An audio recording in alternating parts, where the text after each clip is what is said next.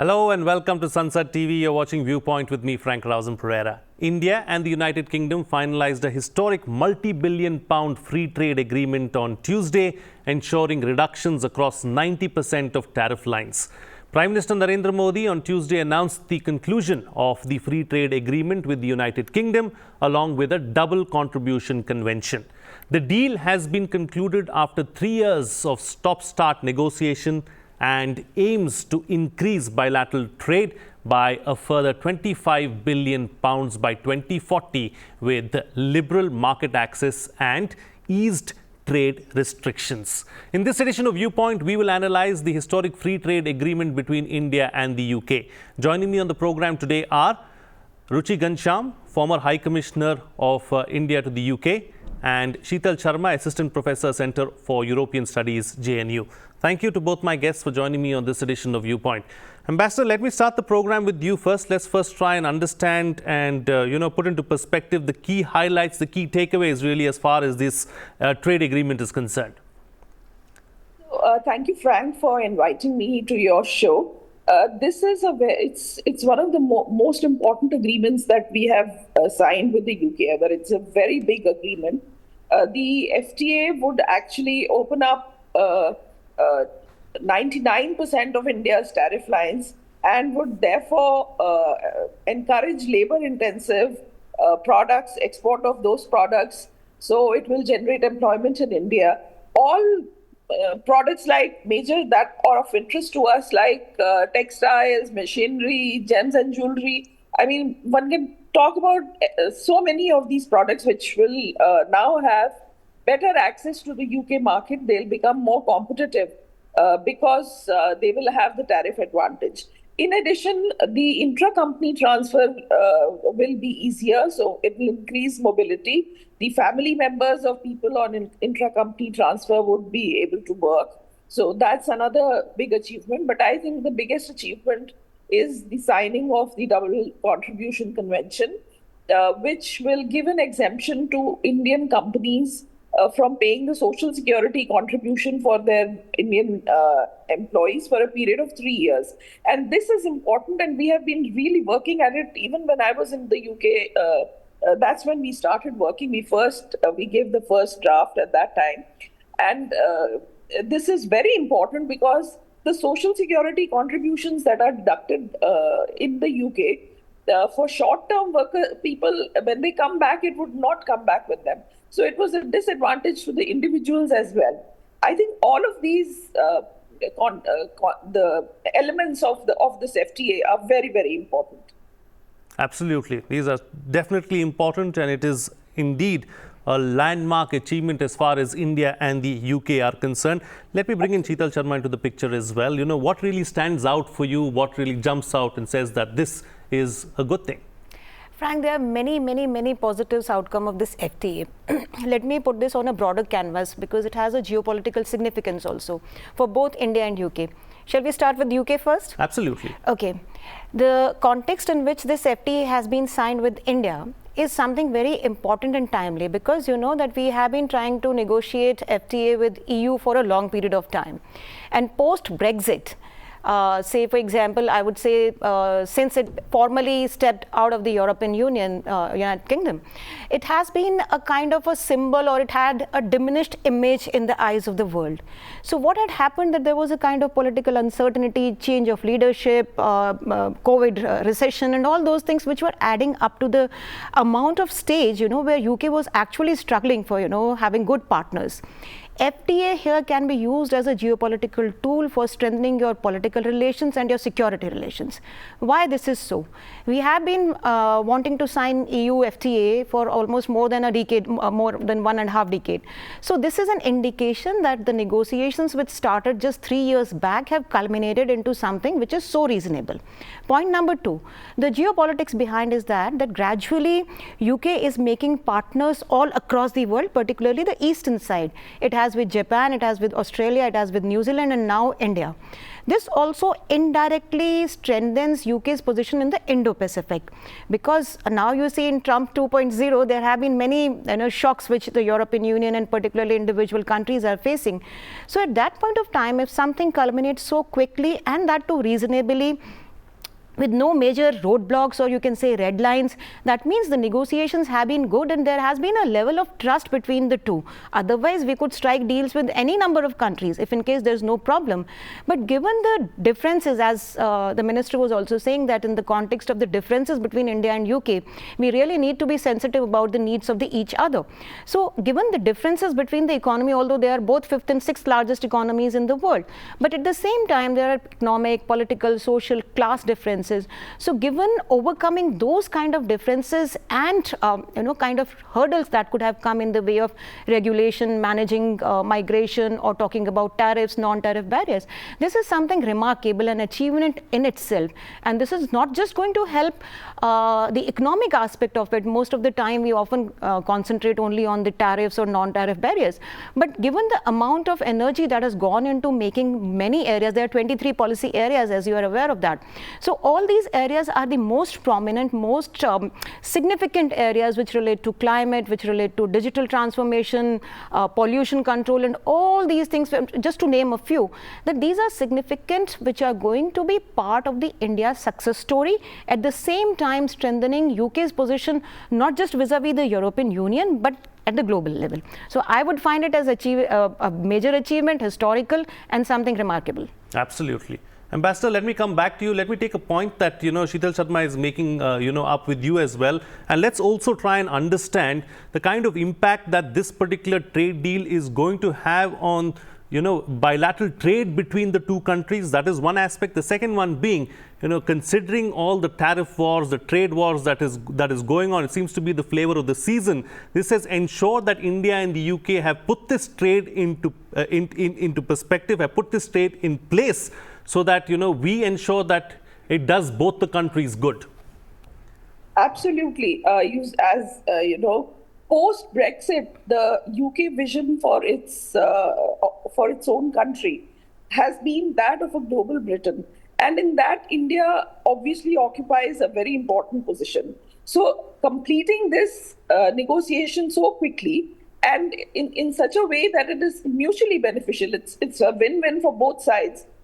This is a very important signal to other countries. Now, with all the different trade wars and tariff wars and all that we come across, it is important that India and UK have found this way forward to trade with each other, that will contribute to building the relations between the two countries.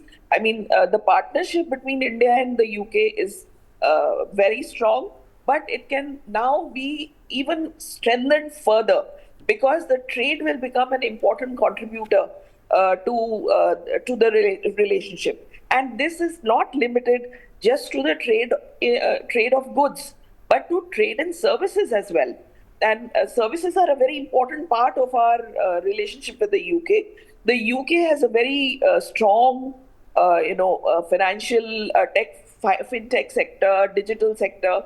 There is a lot of innovation that happens in the UK. So not only will Indian companies get an opportunity to participate in that, but to also benefit from that. And it will also ease investments in India, hopefully, because the BIT is also, the investment treaty is also under negotiation. So with all this, I think the relationship is really set to grow stronger.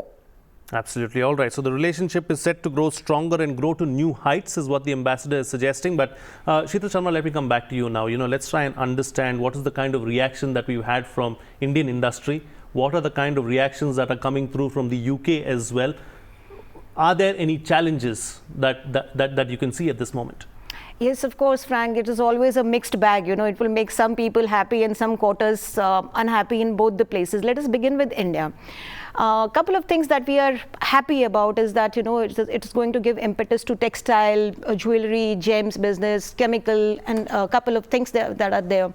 But, and also made up in some other things like seafood, agricultural processes and all that. But I will talk about the challenges first, and something which comes from the alcohol industry particularly. And if you look at Indian market, the alcohol market, which is around 54 billion at the current stage. So this industry is going to grow further because of urbanization and many other reasons, because of the affordability and all that.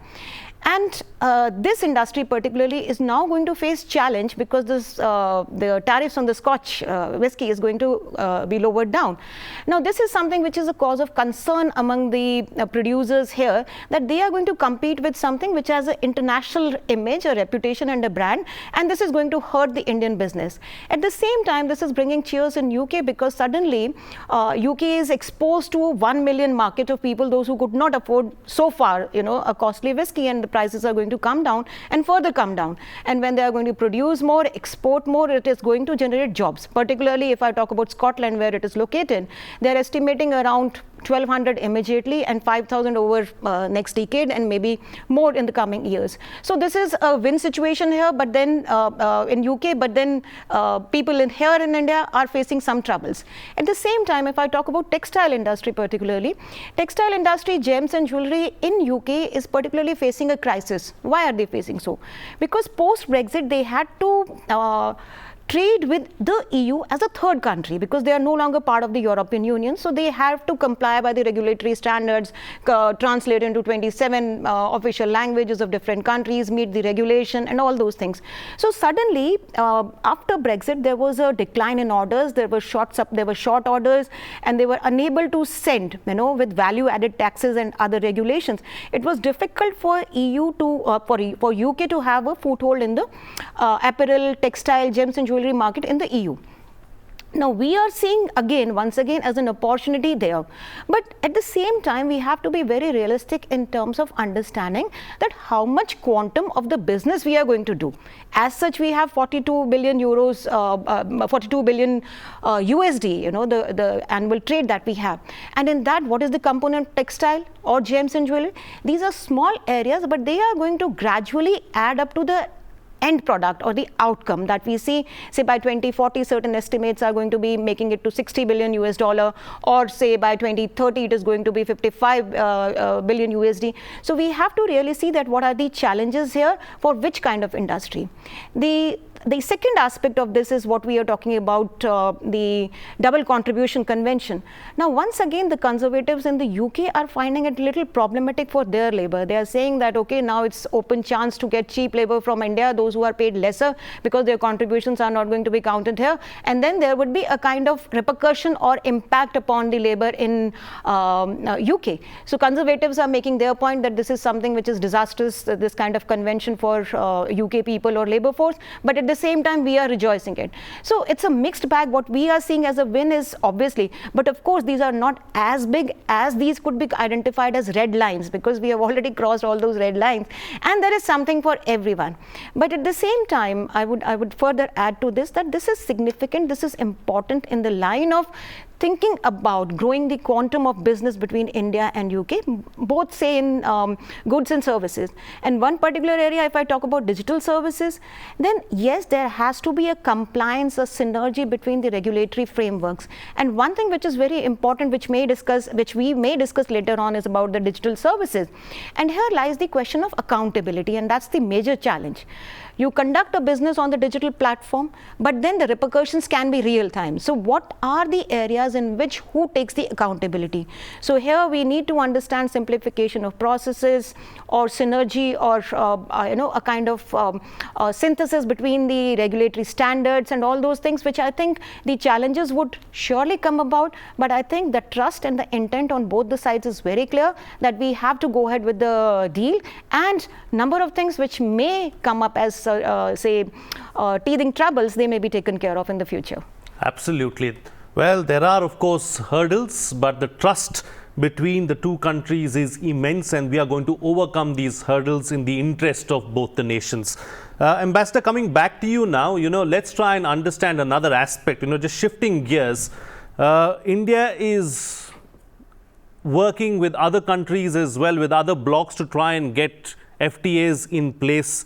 The EU FTA, of course, has been in the works for quite some time now, and we are also quickly trying to ramp up our efforts to get some kind of a trade deal done with the United States as well. Can this be seen as a blueprint to put forward to try and get all those other FTAs in place? Thank you so much. I also wanted to comment a little bit on what was said before on the alcohol industry. That's been a big UK demand for a long time. And in any negotiation, if there is some take, there has to be some give as well. And from my perspective, I feel that Indian alcohol industry is also done very well. In fact, while I was in the UK, I made sure that I presented Indian whiskey to people from top to the bottom. And you'll be surprised to hear that many people actually got back to me and said how good the Indian whiskey was. So while, of course, there is concern in India, and that's very correct to say so, and there should be concern. But I think when we open the market, it will give new opportunities. It will spur our industry to improve. And I think our products are already quite good. So hopefully they should be able to also compete.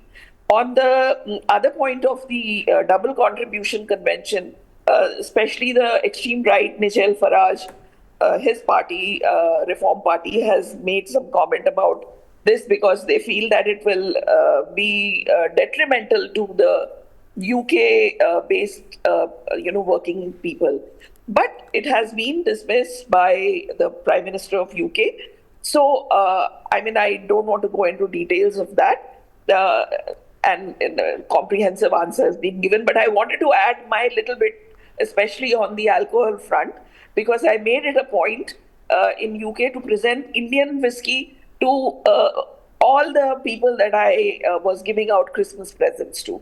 Now, coming to the other FTAs, it's true that India-EU BTIA has been, not progressing, not moving very well. So I think the signing of this FTA with UK in such a short time is a very good signal. Firstly, because now, the UK will have an advantage vis-a-vis Europe. So I think it will spur, hopefully, some movement on the India-EU front, and also a positive signal to the India-US side as well.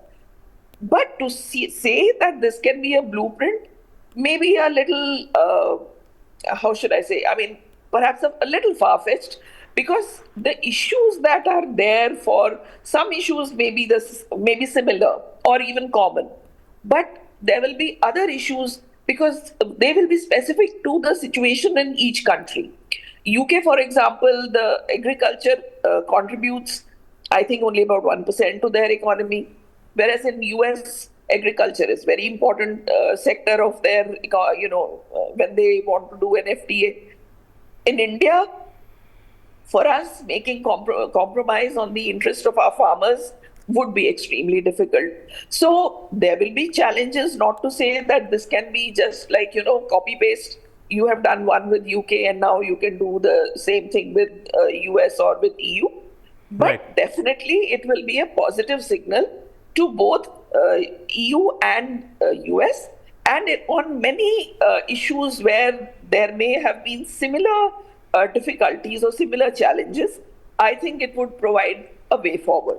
Absolutely, absolutely. Well, you may not be able to take the same thing to another free trade agreement, but there are several positives that can be, applied elsewhere, is what the ambassador is suggesting. Sheetal Sharma, coming back to you now, let's look at another aspect, and let's look at any spillover that the trade agreement is going to have on the whole gamut of ties between India and the UK, because when we are looking at ties between two such nations, we also look at other aspects. We look at societal ties, we look at strategic ties, we look at the whole gamut of ties. Will this have any bearing on the on the whole gamut of ties between the two countries? Of course, Frank, there is something called as a transaction, and then there is a deal, and then there is a relationship. So where do you locate yourself on this spectrum of just having a transaction one or two time, or a deal that you sign and then repercussion of this deal or a spillover impact of this deal on relationship?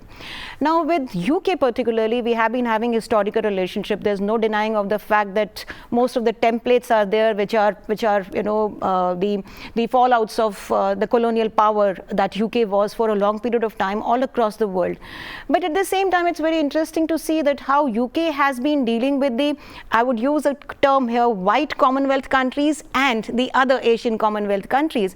And this is where it is very important to see that how they are going to build upon the relationship or the kind of the societal connect that they have with people. We have one of the biggest diaspora after US, at least in UK, I can say with this confidence that one of the biggest diaspora that is contributing a lot in diverse varieties of ways in UK.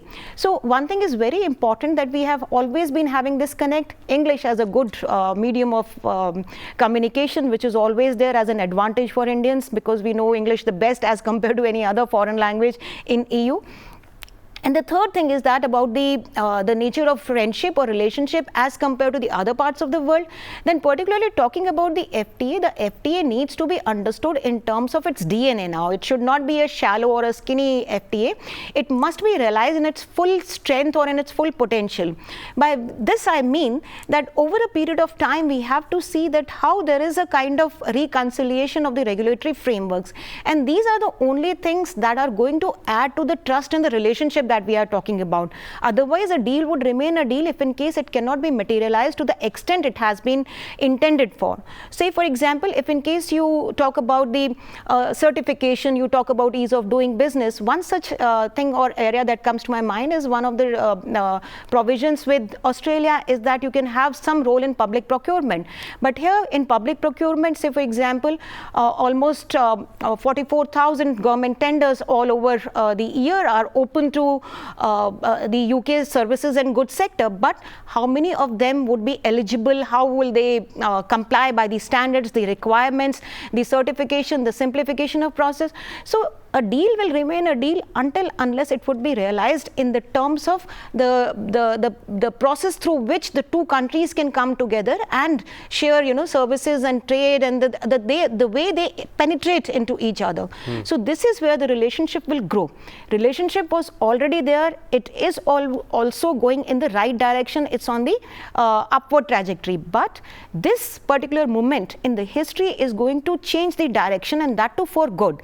It is depending upon both the countries and plus the kind of conviction, commitment that both the entities have to put it in third gear or in fifth gear. But I see the positive outcomes and the productive ones only. Absolutely. All right. It's time now to get closing comments from both the panelists with what next and the best way forward. Let me begin with you, Ambassador. Well, the best way forward would be to sign the deal and implement it very quickly. Some of the issues have just been highlighted. It is important that we walk through all those steps, walk through the processes, and every sector that is important, we make progress in that. Then we have to see how this FTA, the increasing collaboration between the two countries, can benefit our overall relationship with UK. Now, Indian diaspora, of course, is very, very strong. The Prime Minister, our Prime Minister, Shri Narendra Modi, he called it a living bridge at one point of time some years ago. And it is a living bridge that is working very, in a very positive way to build the relationship between the two countries. It is a big investor in UK. I had got a study done on which was called the diaspora effect, and it highlighted the enormous contribution which the Indian diaspora is making. And I think by the ease of movement that this FTA will provide for Indian skilled personnel, that diaspora's efforts would be strengthened further. So the way forward is that we have to sign the deal and make sure, as Professor Sheetal said earlier, we have to make sure that the deal doesn't just remain a deal, that it actually becomes a working instrument that contributes not only to building the trade ties, the services, increase in services, increase in movement of people, and much better stronger political relationship between India and the UK. Absolutely. And Sheetal Sharma, close the show for us with your concluding remarks. I would say that we have to be really realistic about this significant deal, that how much we are going to get out of it. how much it is going to transform the nature of trade between India and the UK, at the same time building on the relationships in future, because ultimately the execution of deal is going to decide the kind of trust, accountability and the relationship that we can carry forward. Point number one. Point number two, both India and UK, being fifth and sixth largest economies of the world, come together, stand together, show respect and trust for each other, is going to be really having a decisive impact on the other parts of the world and FTAs. At the same time, this is also going to strengthen their geopolitical position in the region. At the same time, two democracies, two vibrant democracies, functional democracies coming together is certainly a message for the entire world that it is trade that brings together, but then there is much more than trade, which is the relationship and trust, actually. Absolutely. I think very well put. Thank you so much to both my guests for joining me on the program and putting things into perspective for us. Much appreciate you spending your time here with us. All right. What's coming out of this discussion is very clear that the trade agreement is certainly a very positive development, and it is going to take India and UK relationship to new highs. What we need to do is ensure that it is not just a deal, but put it into motion and get the best out of it for both the nations. There are, of course, challenges, but the trust is far deeper than those challenges, and these challenges or hurdles will be overcome if we work together. That's it on this edition of Viewpoint. This is Rausan Pereira signing off.